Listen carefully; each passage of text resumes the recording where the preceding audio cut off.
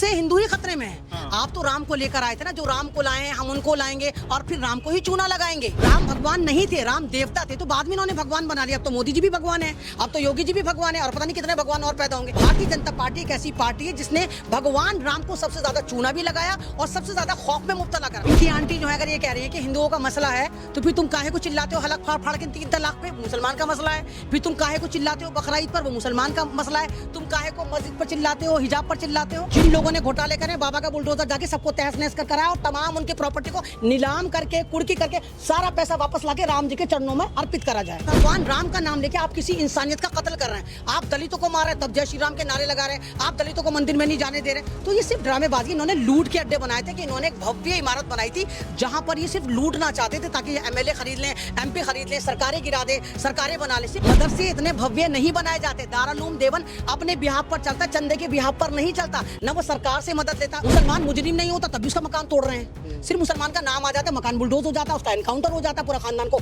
उठा लिया जाता है। इनका भांड मीडिया महीनों तक चीखता चिल्लाता रहता है, मुसलमान पाकिस्तान, मुसलमान पाकिस्तान, मुसलमान अफगानिस्तान, मुसलमान मस्जिद, जिहाद, यही करता रहता है।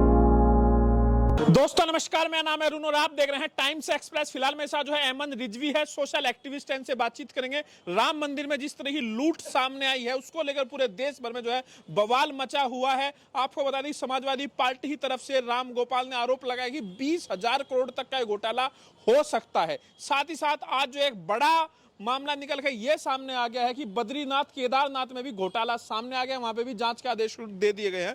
तो क्या देश के हर मंदिर में इसी तरीके का घोटाला हो रहा है? जहां सामने आ जा रहा है, जहां पता चल जा रहा है तो उसका पता चल जाए, जहां दबा हुआ है वहां दबा हुआ है। 2 मंदिरों का मामला सामने आ गया, आप कैसे देख रहे हैं? और एक सवाल ये भी है, पिंकी चौधरी कह रहे हैं हिंदू का पैसा है, हिंदू ने ले लिया, आपको क्या दिक्कत? नहीं तो उस पिंकी जो है, वो पिंकी आंटी जो है, उनसे मैं कहना चाह रही थी, पिंकी आंटी हिंदू नेता है वो? नहीं, पिंकी आंटी है। देखो लड़कियों का नाम ही होता है पिंकी, ऐसा कुछ नहीं, पिंकी आंटी जो है अगर ये कह रही है कि हिंदुओं का मसला है, तो फिर तुम काहे को चिल्लाते हो हलक फाड़ फाड़ के 3 तलाक पे? मुसलमान का मसला है। फिर तुम काहे को चिल्लाते हो बकरा ईद पर? वो मुसलमान का मसला है। तुम काहे को मस्जिद पर चिल्लाते हो, हिजाब पर चिल्लाते हो? तो ये हिंदू मुसलमान का मसला नहीं है, ये देश का मसला और ये क्राइम है। मेन बात है घोटाले तो हो रहे थे, लेकिन गिलास में पानी जब तक था और छलक नहीं रहा था तब तक लोगों को पता नहीं चल रहा था, या पता चल रहा था तो दबाया जा रहा था। लेकिन जब बहुत ज्यादा ओवर हो गया, सबको पता चल गया और घोटाले अपर लेवल पर चले गए, तो ये मंजर आम पर आने शुरू। कह रहे हैं कि एक आदमी अगर कोई मुसलमान भी रख लिया जाता तो सही होता, फिर बाद में बुलडोजर चला के कह देते कि ले भाई ये था सरगना। देखो देखिए मेन बात ये कि अगर आप योगी आदित्यनाथ को जानते हैं, उनके मठ का जो हिसाब कर रहा है 30-40 साल से, वो एक अंसारी साहब है जो मुसलमान है, वो कर रहे हैं। 1 रुपए की हेरा फेरी नहीं हुई, क्योंकि इन लोगों को भी पता है कि ईमानदारी का दूसरा नाम मुसलमान, वफादारी का दूसरा नाम मुसलमान। अब जब ये राम मंदिर बना था, शायद आपको भी याद हो, जब राम मंदिर के लिए ज़मीनें खरीदी जा रही थी तो कैसी लूट मार मच रही थी। अगर ज़मीन 2 बजे, दोपहर के 2 बजे 200 रुपये गज़ खरीदी गई, तो ठीक 3 बजे वो 10,000 रुपये गज़ राम मंदिर को बेच दी गई। घोटाला तो जब भी हुआ था, लेकिन बहुत ज़्यादा लोगों ने छुपाया था। अब आप ये देखिए, जो ये घोटाला निकल कर आया, ये बड़े बड़े लोगों ने घोटाला मतलब पैसा दान पुण्य करा, जो पता नहीं कहाँ गायब हो गया। लेकिन जो गरीब हिंदू है मेरा, जिसके भी आस्था में है, कोई बिछवा डाल रहा था, कोई लौंग डाल रहा था, कोई अंगूठी डाल रहा था, कोई पैसा डाल, वो तो पता ही नहीं वो कहाँ गया। तो ये जो घोटाला हो रहा है, और ये फिर तुम ये कहते हो कि हिंदू खतरे में है, तो यहाँ तो हिंदू से हिंदू खतरे में है। अमेरिका में अगर कुछ होता है, हिंदू का हिंदू ही लूट रहा है। नहीं तो हिंदू से हिंदू ही खतरे में है। आप तो राम को लेकर आए थे ना, जो राम को लाए हैं हम उनको लाएंगे और फिर राम को ही चूना लगाएंगे।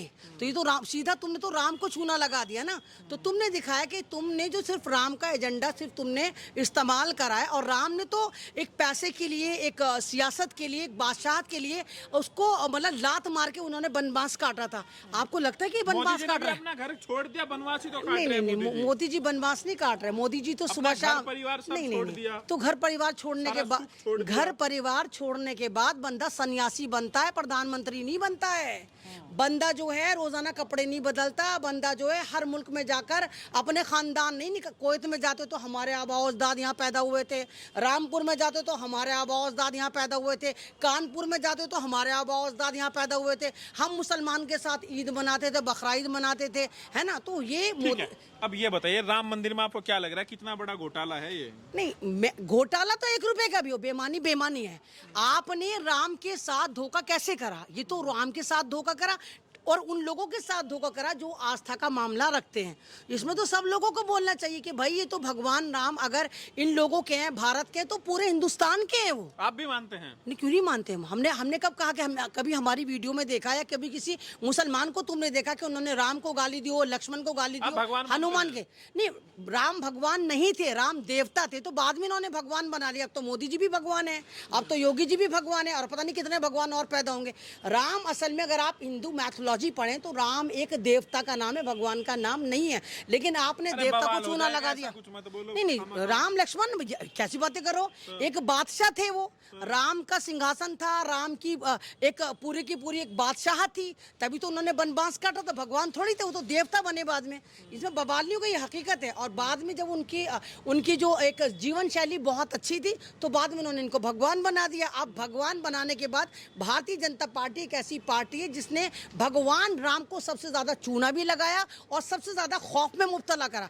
आप ये देखिए, जब किसी मुसलमान की मॉब लिंचिंग होती है, क्या कहते हैं? जय श्री राम बोल, जय श्री राम बोल।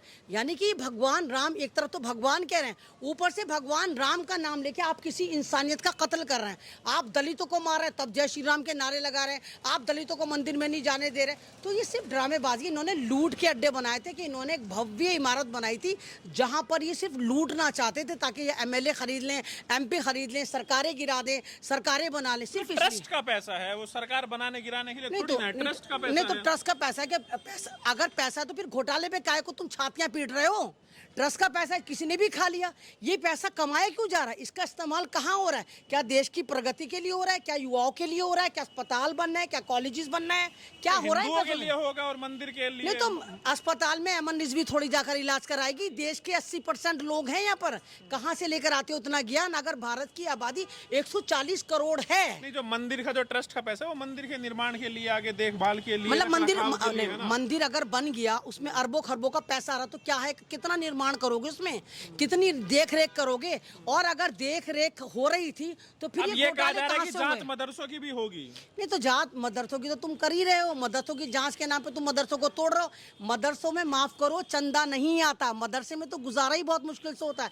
मदरसे इतने भव्य नहीं बनाए जाते। दारुल देवन अपने बिहाफ पर चलता, चंदे के बिहाफ पर नहीं चलता। न वो सरकार से मदद लेता। हिंदुस्तान के 4 बड़े मदरसे हैं, वो अपने बिहाफ पर चलते हैं। ना वो सरकार से पैसा लेते हैं, ना वो किसी और से पैसा लेते हैं। आप मदरसों की जांच करें। अब ये बताइए, बद्रीनाथ केदारनाथ में भी जो घोटाले की बात सामने आ रही है, जांच के आदेश दे दिए गए, कैसे देख रहे हैं एक के बाद एक मंदिर में जो चोरी की बात सामने? नहीं देखिए, पहले लोग डर रहे थे ना। राम मंदिर में बहुत सारे लोगों के मैंने इंटरव्यूज देखे, उन्होंने कहा कि हमने पहले बताया तो हमें हटा दिया, पद से हटा दिया।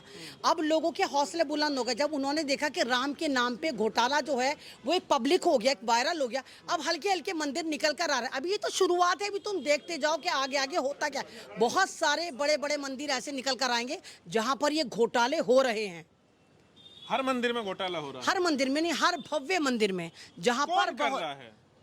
अमन रिजवी तो नहीं कर रही, अरुण कुमार भी नहीं कर रहा। ये तो तुम पता लगाओगे कर कौन रहा है। ना हम वहाँ के संत है, ना हम वहाँ के महंत है, ना हम वहाँ के केयर टेकर है। कौन कर रहा है? कौन केयर टेकर है? कौन वहाँ पर, किसका वहाँ पर देख रेख कौन कर रहा है? वही कर, कौन लोग करवा रहा है? योगी जी कह रहे हैं कड़ा एक्शन होगा। हाँ, तो अगर योगी जी कह रहे हैं तो कड़ा एक्शन होना चाहिए। बुलडोजर तैयार रहे बाबा का। जिन लोगों ने घोटाले करे, बाबा का बुलडोजर जाके सबको तहस नहस कर कराया और तमाम उनकी प्रॉपर्टी को नीलाम करके, कुर्की करके, सारा पैसा वापस लाके राम जी के चरणों में अर्पित करा जाए। क्या आपको लग रहा है, जिस तरीके कहा जा रहा है कि जो टिन्नू यादव है वो है सरगना?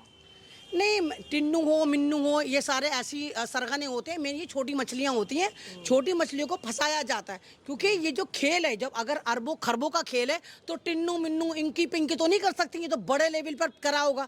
तो ये सारा का सारा, जब भी सरकार बचती है या तमाम डकैत और माफिया बचते हैं, तो छोटी मछली को फंसा कर निकल जाते हैं कि टिन्नू यादव को फांसी दो और बाकी जो पंडित जी हैं उनको 6-6 महीने की सजा दो और बाइज्जत बरी करो। नहीं, मैं तो परमहंस को कुछ मानती नहीं। तो बावला ऐसा उसने तो कहा था, जब क्या नाम है, शाहरुख खान को कहा था कि अगर शाहरुख खान की वीडियो रिलीज हो गई तो मैं फांसी ले, जब वीडियो फिल्म आ रही थी ना, जब पठान आ रही थी, कि मैं समाधि ले लूंगा, मर जाऊंगा। लुल्लू मॉल का इनॉग्रेशन नहीं होने देने का, लुल्लू मॉल खुलने नहीं दूंगा, मैं मर जाऊंगा।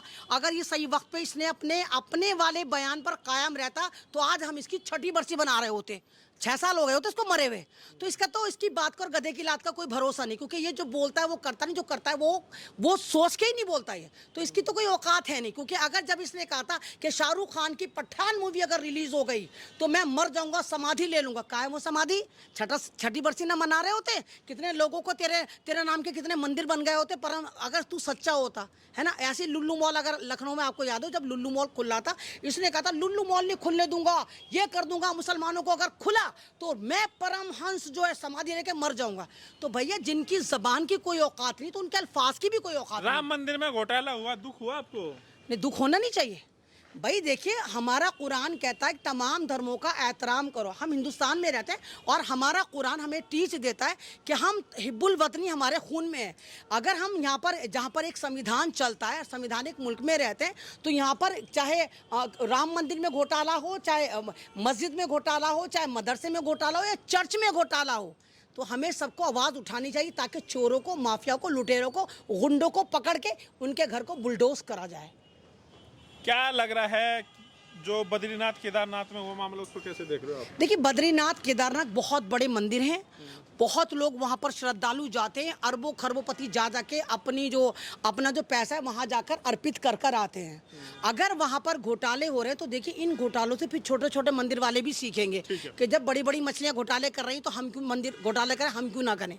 ठीक है, अब ये बताइए ओवैसी साहब का भी बयान आ रहा है इस पूरे मुद्दे को लेकर, कैसे देख रहे हो? देखिए ओवैसी साहब एक पॉलिटिकल पार्टी चलाते हैं। अगर ओवैसी साहब बयान दे रहे हैं और सही बयान दे रहे हैं तो अच्छा बयान दे रहे हैं। अगर ओवैसी साहब कह रहे हैं कि हाँ ये घोटाला हुआ है और गलत हुआ है तो ये वाली बयान बाकी सही है। कोई मुसलमान होता तो ठीक होता, उसको अपना बुलडोजर चला के मामला दब जाता कि भाई ये था सर। तो ये तो मैं खुद कह रही हूँ कि अगर ये मुसलमान होता, और मुसलमान होता कि मुसलमान वो तो कर रहे हैं, मुसलमान मुजरिम नहीं होता तब भी उसका मकान तोड़ रहे हैं।